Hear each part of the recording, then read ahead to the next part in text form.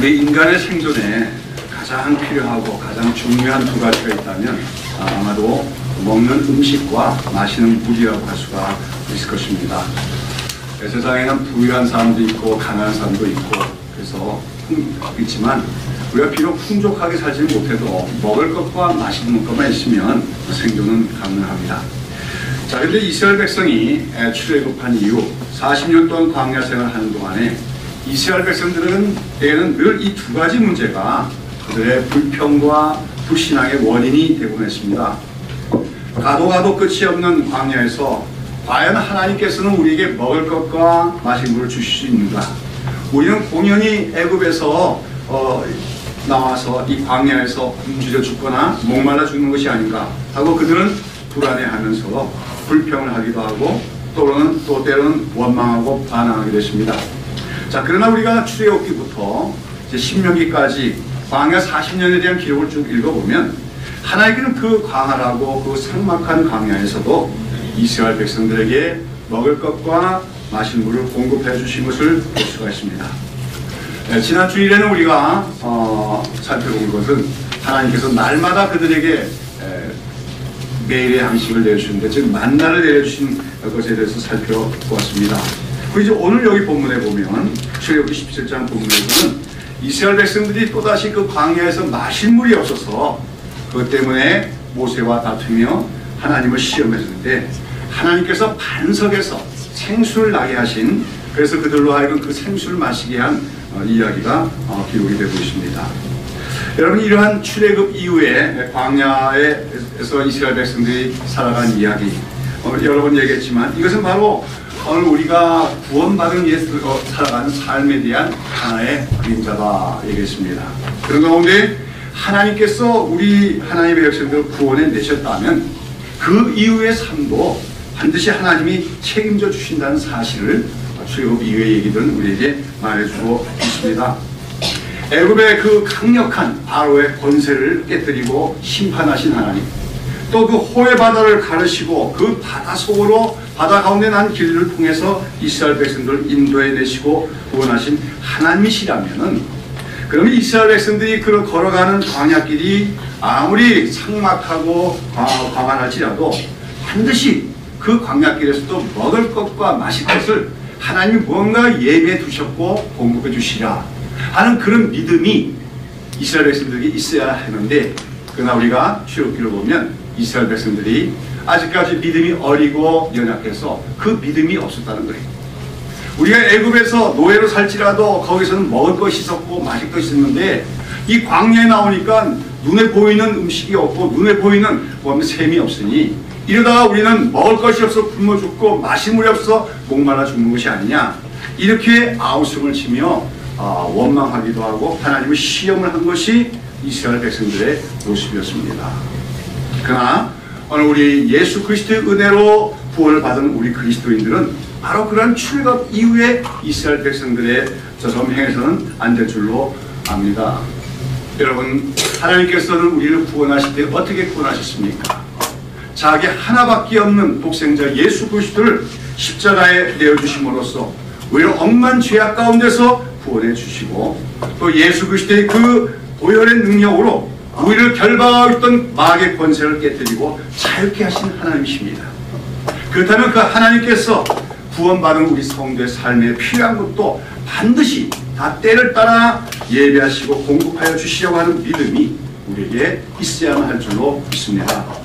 여러분 마태복음 6장 31절과 32절에서 예수님 뭐라고 말씀하셨습니까? 그러므로 염려하여 이르기를 무엇을 먹을까 무엇을 마실까 무엇을 입을까 하지 말라. 이는 다 이방인들이 구하는 것이라. 너희 천부께서 이 모든 것이 너에게 있어야 할 줄을 아시느니라. 너희는 먼저 그의 나라와 그의 의를 구하라. 그리하면 이 모든 것을 너에게 더하시라고 하셨습니다. 무엇을 먹을까 무엇을 마실까 무엇을 입을까 염려하는 것 오늘 많은 사람이 그 염려하고 살고 있습니다. 그러나 예수는 그런 것은 그렇게 염려하는 것은 누구나 할 것이라고요?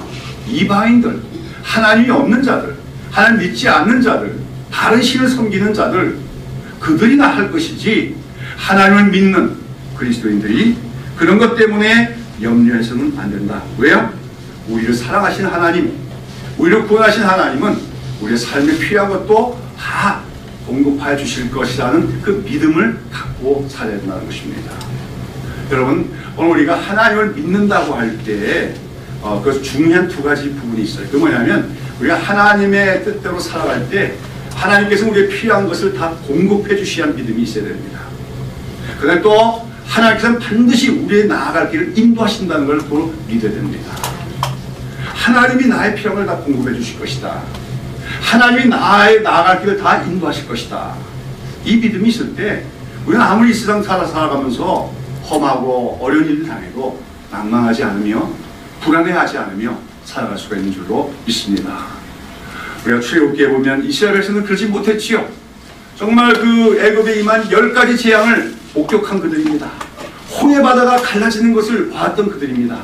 그럼에도 불구하고 뭘 먹을까, 무엇을 마실까, 우리가 먹을 것 없고 마실 것 없어서 죽는 거 아니냐, 이렇게 원망하며 불평하는 모습들, 우리는 그래서는 안 된다고 하는 것이죠. 자, 아무튼 오늘 본문에 보면 이스라엘 백성들이 이제 우리가 지난주에 공부한 것처럼, 지난주에 설교한 것처럼 홍해 바다를 건넌 후에 마라를 거쳐서 또 엘림이라고 하는 것을 거쳐서 이제는 어디 갔냐면 르비딤이라고 하는 곳에 도착을 했습니다. 이것은 이제 호렙산에서 그리 멀리 떨어지지 않은 곳이에요. 근데 그곳에 도착했더니 이제 가지고 온 물도 다 떨어지고 마실 물도 없습니다. 근처에 샘도 없습니다. 그러자 이스라엘 백성은 또다시 원망하기 시작하면서 모세에게 대들었습니다. 우리를 왜 애굽 땅에서 나오게 해서 우리와 우리 가족들과 우리 가축들도 다 마실 물이 없어 목말라 죽게 하느냐, 그렇게 원망했다는 것이죠. 그랬더니 여기서 모세가 하나님께 부르짖었고 거기에 대한 응답으로 하나님께서 반석에서 어떤 반석을 하나 지정하시고 그 반석을 치라, 그러면 그 반석에서 생수가 나리라고 말씀하셨고 모세가 그렇게 행했더니 정말로 생수가 그 반석부터 흘러나와서 온 백성이 다 그 물을 마셨다 하는 얘기가 기록되어 있습니다.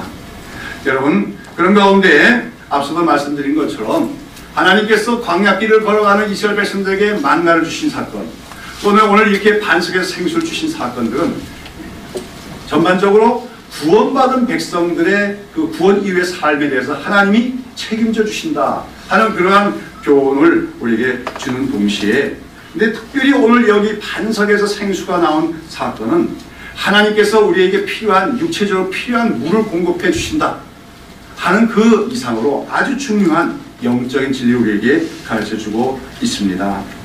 오늘 이 시간에 우리가 하나님께서 반석에서 생수를 나게 하신 이 사건을 통해서 하나님께서 우리에게 주시고자 하는 너무 중요한 은혜에 대해서 우리가 함께 살펴보고자 합니다. 제가 생각하기로는 우리 한국은 물에 가난하는 정말로 하나님의 큰 축복을 받은 나라가 아닌가 그렇게 생각이 듭니다. 왜냐하면 세계 여러 나라 중에서 우리나라만큼 참 아무 데서나 땅을 파도 어떡합니까? 그냥 물이 아니라 생수가 나오는 그런 지역은 잘 없다고 하는 것이죠. 유럽 가보시면 알겠지만 유럽의 대부분의 나라에서는 그 지하수를 파면 지하수에 뭐가 섞여 나옵니까? 석회 성분이 함유되어 있기 때문에 그 지하수를 그대로 마실 수가 없어요. 그래서 이제 독일이나 프랑스 같은 데서는 맥주나 포도주를 음료수로 대신에 마시게 되었지요. 그런 사정은 중국이나 또 아프리카 대륙도 마찬가지입니다. 그런 지역에서 많은 나라들에서도 보면 샘을 파면 흙탕물이 나오든지 아니면 아까 얘기한 것처럼 그 석회수가 섞여서 나오기 때문에 우리나라 사람들처럼 맑은 생수를 마실 수 있는 그런 지역이나 나라가 많지가 않다는 겁니다. 자, 그런데 이것은 성경의 배경이 되는 이스라엘도 마찬가지입니다. 이스라엘도 그 물 사정이 좋지가 않다는 거죠. 우선은 이스라엘은 우리나라처럼 곳곳에 강이 있지는 않습니다. 이스라엘 전역에 가장 큰 강이 하나 있는데 뭐죠? 요단강 하나가 있을 뿐인데 이 요단강도 우리나라 한강에 비교할 만한 큰 강이 아니에요. 어떻게 보면 건기 때 보면은 그 요단강이 강이 아니라 그냥 무슨 마을 앞에 흐르는 개울 그 정도밖에 되지 않아요. 아주 작은 강이라고 하는 것이죠. 자, 그런데 요단강도 그런 큰 물도 아니고, 그 다음에 또 이스라엘 백성들은 또 그래서 자기들 사는 지역에서 우물을 파야 되는데, 그 우물을 파서 샘물을 구하기가 굉장히 힘들다.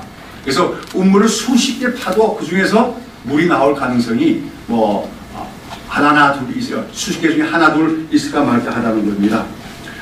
오늘날은 이제 좀 사정이 다르죠. 이제는 과학 문명이 발전하고 해서 지금 1948년에 독립한 이후에 이스라엘은 갈릴리 호수에서 반으로 물을 다 끌어들여 가지고 이스라엘 전역에 있는 키부스에 물을 공급해 가지고 농사를 짓고 있습니다만은, 그러나 이제 우리가 성경의 배경이 되는 구약 시대나 예수님 당시의 이스라엘은 정말 물이 귀한 땅이었다고 할 수가 있는 것입니다. 우리가 이제 요한복음 4장에 보면 예수님께서 수가성이라고 하는 그 사마리 지역에 속한 지역의 한 우물가에서 어떤 사마리아 여인과 대화를 하며 그 여인에게 전도하는 모습을 우리가 볼 수가 있습니다. 근데 거기서 이제 예수님께서는 그 떼약빛이만 내려쪼인 정오에 한낮에 물을 길러온 그 여인에게 무엇에 대해 가지고 화두를 삼습니까?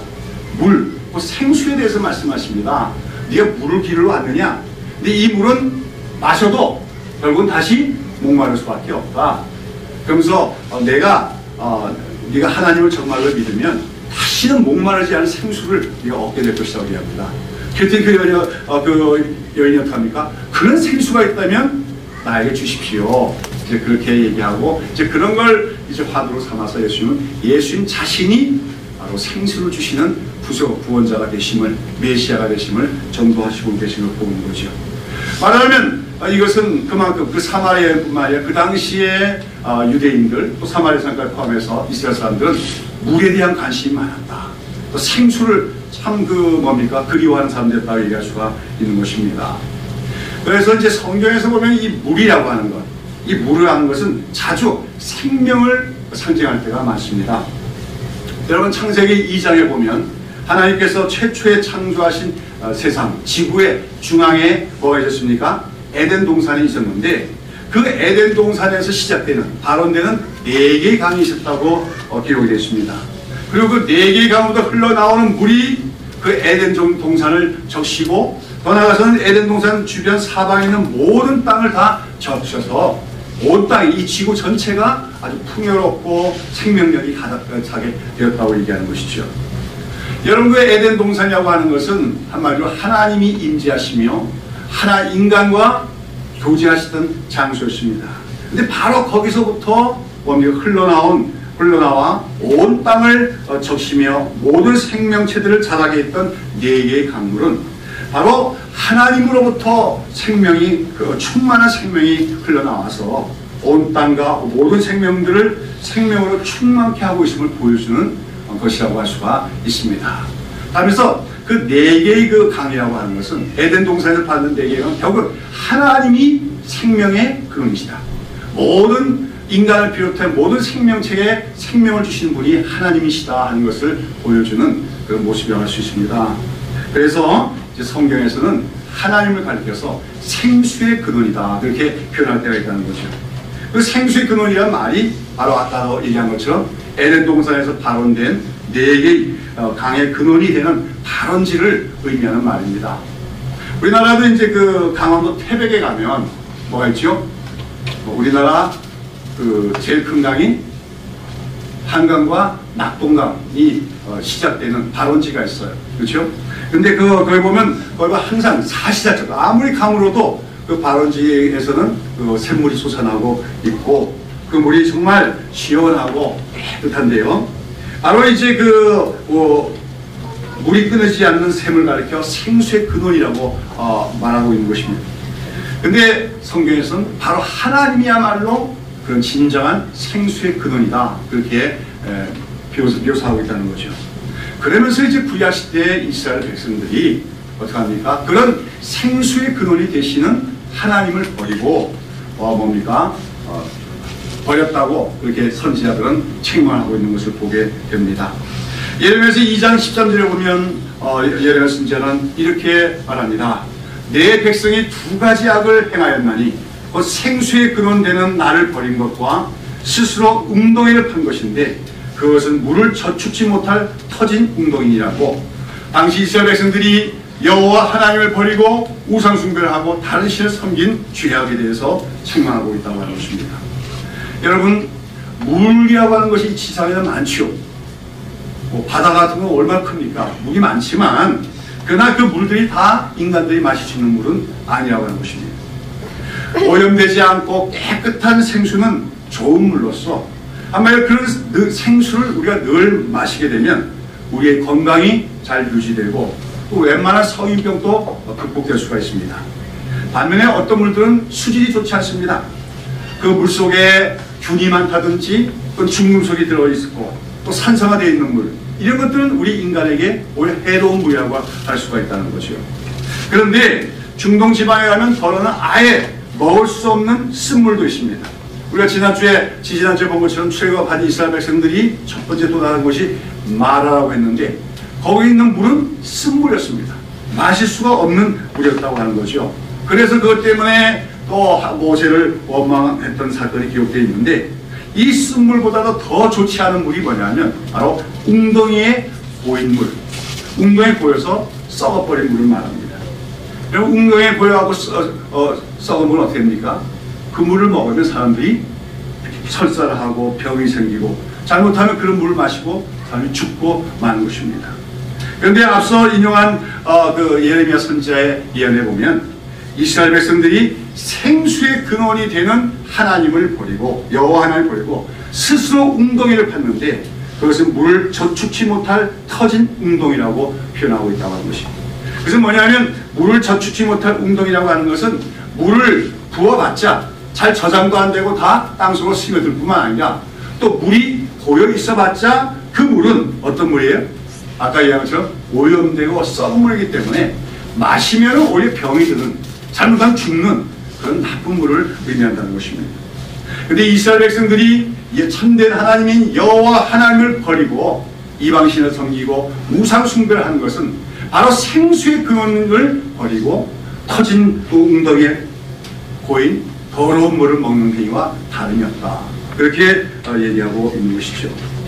여러분, 그렇다면 우리가 생수, 인간에게 생명과 건강을 주는 그 생수는 어떤 환경에서 나올 수 있습니까? 생수가 나오려면 반드시 뭐가 있어야 돼요? 지하에 안반이 있어야 됩니다. 바위가 있어야 돼요. 생수는 바위 속에서 뭡니까? 바위로부터 나오게 되는 거죠. 그래서 흔히 생수를 안반수라고 하는데, 땅 밑에 바위 속 깊은 곳으로부터 솟아나오는 물이 생수입니다. 특별히 그 바위가 크고 단단할수록 거기서 솟아나오는 물은 더욱 깨끗하고 맑고 시원하기 마련입니다.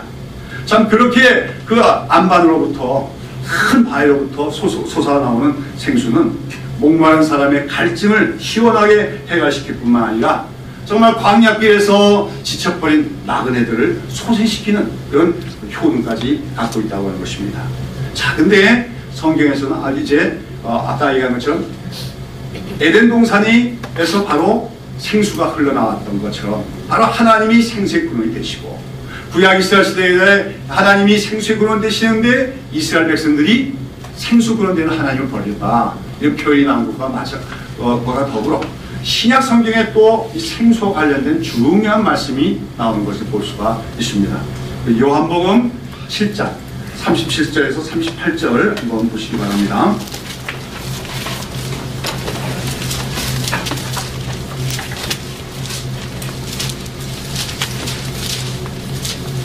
다 같이 한번 읽어볼까요? 요한복음 7장 37절 38절. 명절 끝날 곧 큰 날에 예수께서 서서 외쳐 가라사대 누구든지 목마르거든 내게로 와서 마시라. 나를 믿는 자는 성경의 이름과 같이 그 배에서 생수의 강이 흘러나리라 하시니. 여기 보면 우리 예수님은 바로 생수에 대해서 말씀하시면서 예수님 자신이 어떤 분이라고요? 자기를 믿는 자들에게 생수를 주시는 분.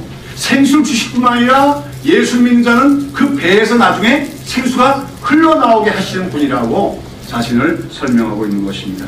바로 여기서 예수님께서 나를 믿는 자는 그 배에서 생수의 강이 흘러나리라, 이런 말씀하실 때 예수님께서는 출애굽기 17장에 오늘 우리가 살펴본 그 출애굽 르비딤 사건을 염두에 두고 계시다는 것을 우리가 알아야 됩니다.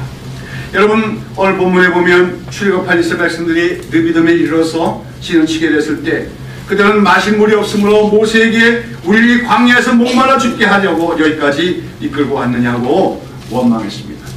그리고 그러자 모세가 하나님께 부르짖었고 그때 하나님께서 어떤 한 반석을 지시합니다. 어떤 한 반석을 지시하면서 그 반석을 너의 지팡이로 치라고 명령하십니다. 그래서 모세가 그 반석에 올라가서 지팡이로 내리치는 순간에 그 바위가 쪼개집니다. 그리고 쪼개지는 그 사이로 뭐가 납니까? 물이, 생수가 넘쳐나기 시작했다는 것입니다. 그러자 거기서 나와도 흘러나온 그 생수로서 온 이스라엘 백성들이 다 흡족하게 물을 마시고 또 가축들까지도 다 마실 수가 있었다고 하는 것이죠. 자, 여러분 한번 상상해 보십시다. 광야의 메마른 곳에 가도 샘도 없는 그곳에 황량한 그곳인데 거기서 반석이 깨어지면서 거기서 물이 솟구치는데 여러분 당시에 이스라엘 백성들의 인구가 몇 명입니까? 장정만 60만이니까 뭐 어린애까지 노인들까지 다 합하면 여자들까지 하면 200만 명은 될 거예요. 그 200만 명이 일시에 다 먹고도 남을 정도의 물이 수량이라면 어마어마한 뭡니까? 생수가 그 반석부터 흘러나왔다는 것을 우리가 상상할 수가 있을 겁니다. 아마 그 깨어진 반석부터 물이 솟구치는 게 정말 용솟임 치면서 물이 나왔을 것입니다. 태백이나 태백 황제에 있는 그런 한강 수원지 그런 것보다 더 힘차게 물이 분수처럼 솟아나왔을 거예요.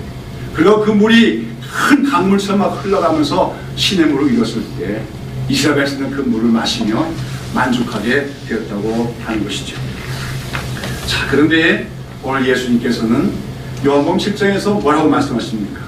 나를 믿는 자는 성경의 이름과 같이 그 배에서 생수의 강이 흘러나리라 하셨을 때 바로 이것은 바로 예수를 믿는 자들의 뱃속에서 바로 그 호렙산의 반석에서 솟아나온 생수처럼 어떤 생수가 흘러나오는 솟구쳐 나오는 그런 일이 있게 될 것이라고 말하는 것입니다.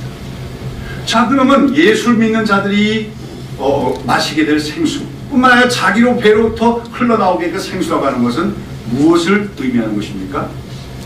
바로 그 본문에 보면 거기에 해설이 나오지요. 38절 39절 다시 읽으면 나를 믿는 자는 성경의 이름과 같이 그 배에서 생수의 강이 흘러나려 하시니 그 다음에 39절에 보면 뭐라고 했습니까? 이는 그를 믿는 자의 받을 성령을 가리켜 말씀하신 것이라 했습니다. 성령의 말로 예수를 믿는 자들이 받게 되는 성령의 말로 참된 생수가 그리고 예수님을 믿는 자는 성령을 받을 때 생수를 그냥 일시적으로 마시는 것이 아니라 그 배에서 항상 생수가 흘러나오게 되리라고 예수님은 말씀하고 계시다고 하는 것입니다. 여러분 여기서 예수님은 출애굽기 17장 사건을 지금 배경으로 말씀하고 계십니다.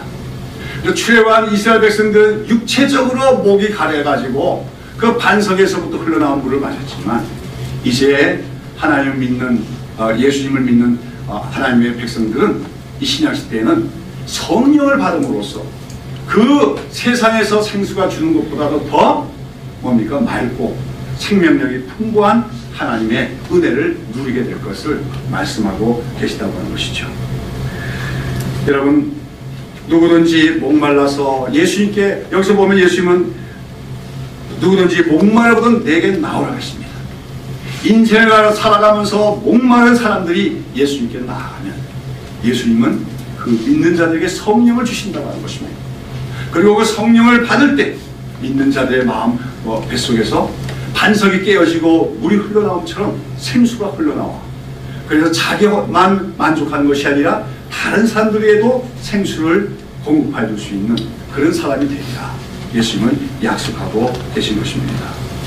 오늘 우리는 출애굽기 17장에서 반석이 깨어지고 거기서 생수가 흘러나와 이스라엘 백성들이 다 흡족하게 마신 이야기를 살펴봅니다만은 이것이 그저 오래된 옛날 얘기로만 생각해서는 안 된다는 것입니다. 바로 그 출애굽의 얘기는 바로 오늘 우리에게서 일어나고 있는 이야기임을 기억해야 됩니다.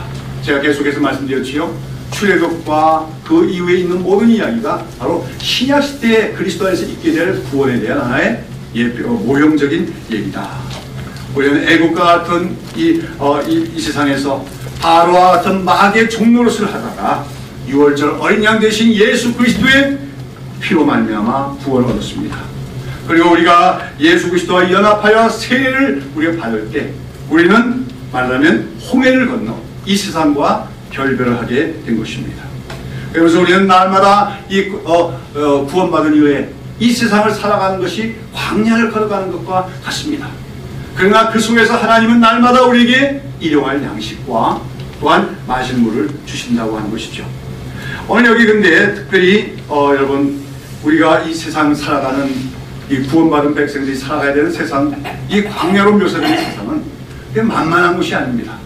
호락호락하지 않습니다. 평평한 고속도로가 끌려있는 길이 아니에요. 카페트가 끌려있는 평탄한 길이 아닙니다. 우리가 가는 광야 길에는 험악한 곳도 많고 위험한 것도 많습니다. 메마르고 태양이 내려 쪼이는 그런 곳이기도 합니다.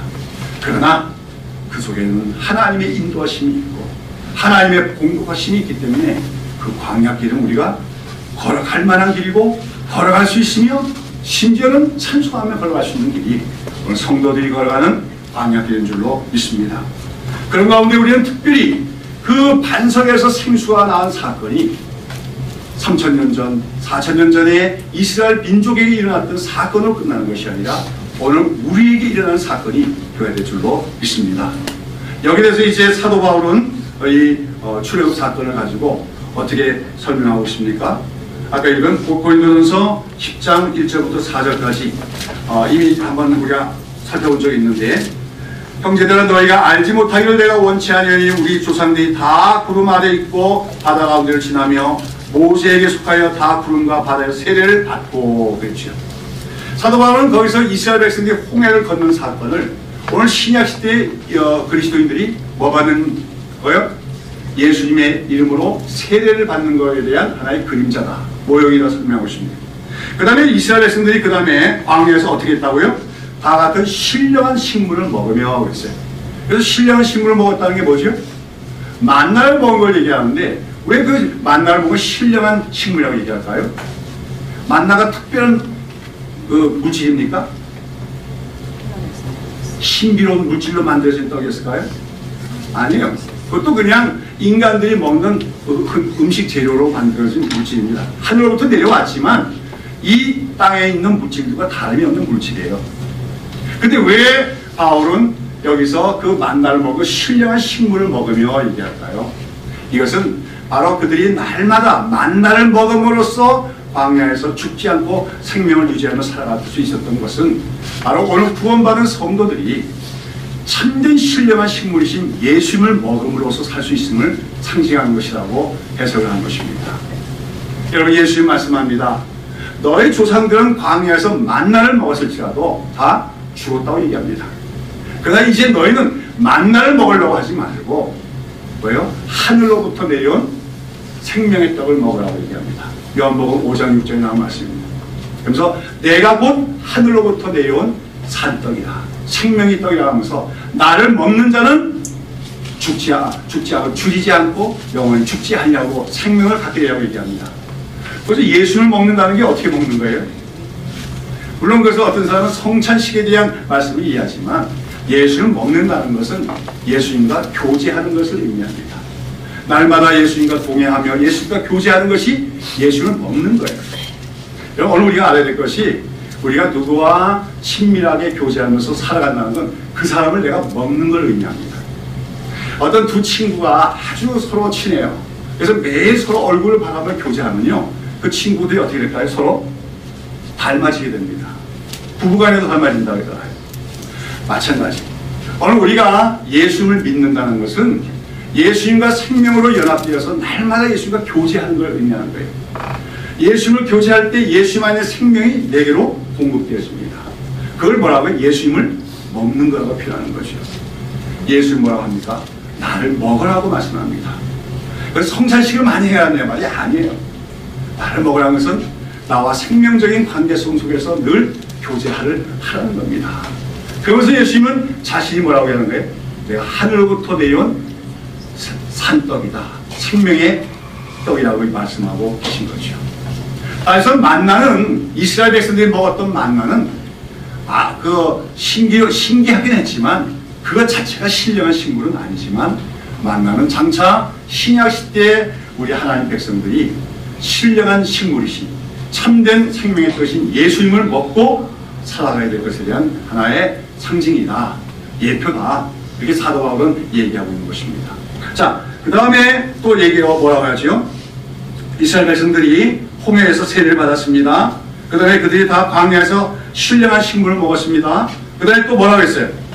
다 같은 신령한 음료를 마셨으니 이는 저희를 따른 신령한 반석으로 마셨음에 그 반석은 곧 그리스도시라 하겠습니다. 자, 여기서 이것도 바로 출애굽기 17장 사건을 지금 배경을 한 것이요.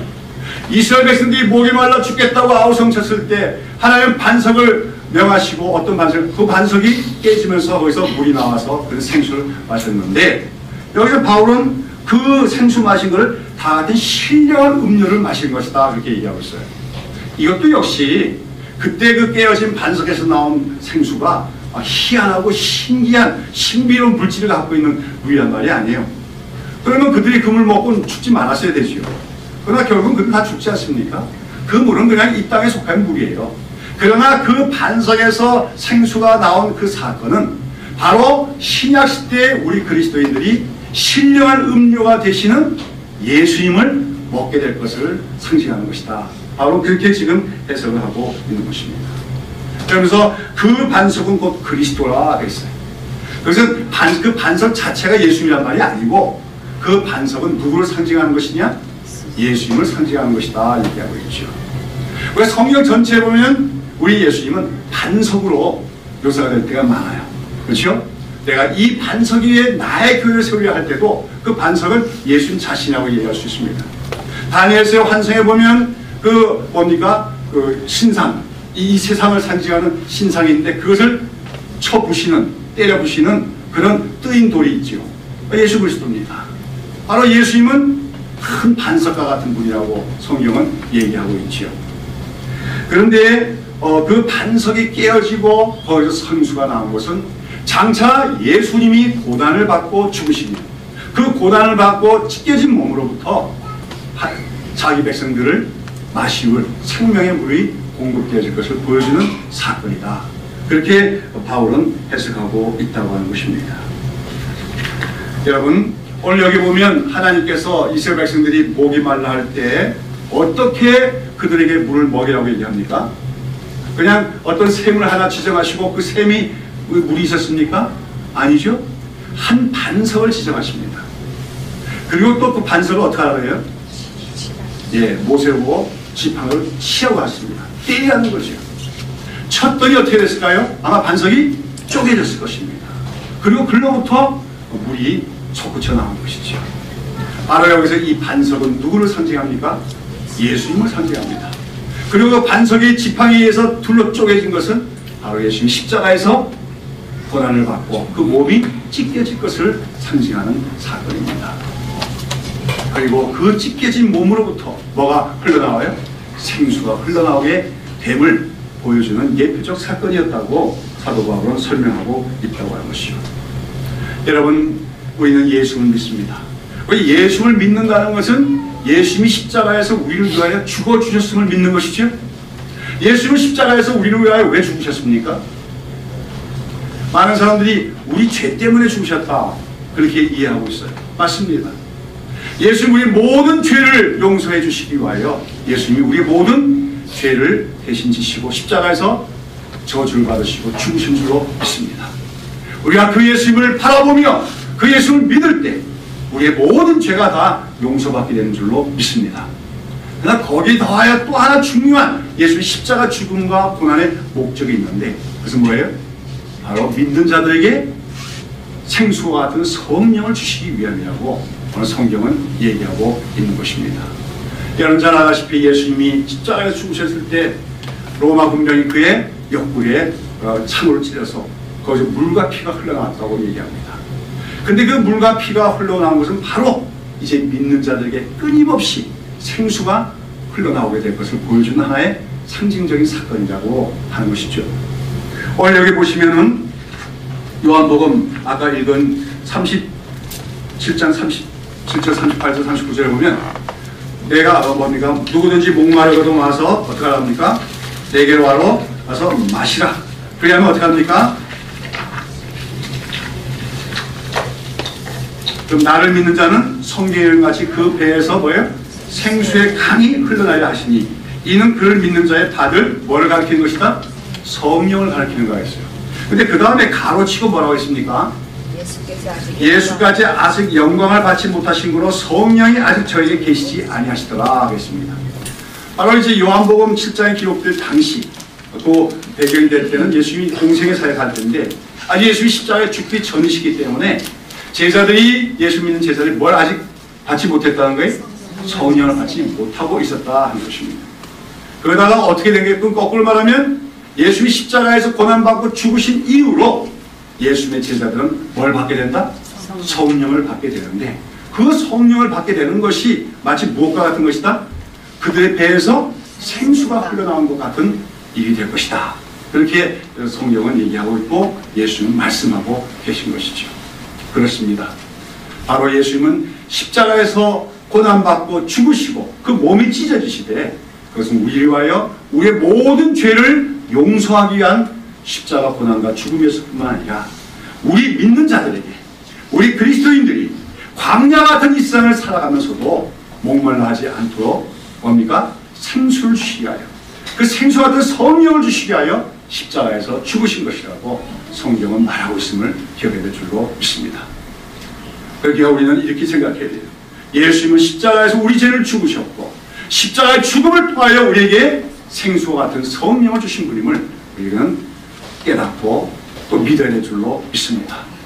바로 오늘 요한복음 7장에 나오는 나를 믿는 자는 그 배에서 성경인같이 그 배에서 생수의 강이 흘러내리랴 하신 그 예언의 말씀은 언제 성취가 됩니까? 오순절날 성취가 되는 거죠. 바로 예수님의 제자들이 한 곳에 모였을 때 오순절날 성령이 임하십니다. 성령의 충만함을 받게 됩니다. 그럴 때 그들은 변화됐습니다. 새 사람들이 됐습니다. 용감한 사람들이 됐습니다. 세상을 이기는 자들이 됐습니다. 한마디로 그들은 그 배에서 생수의 강이 흘러나오는 활력이 넘치는 생명력이 가득한 하나의 백성으로 변화가 되었다는 것입니다. 사랑하는 여러분, 오늘 우리 예수를 믿되 이 광야길에서 늘 힘들어하면서만 살아가는 사람들이 되어서는 안 될 줄로 믿습니다.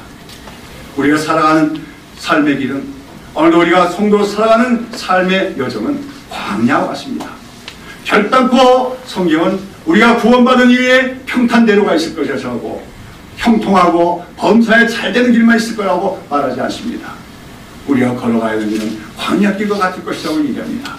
그러나 그 광야길에는 불기둥과 구름기둥이 있고 날마다 만나와 같은 우리 주님의 은혜가 있고 특별히 우리에게 뭐가 있습니까?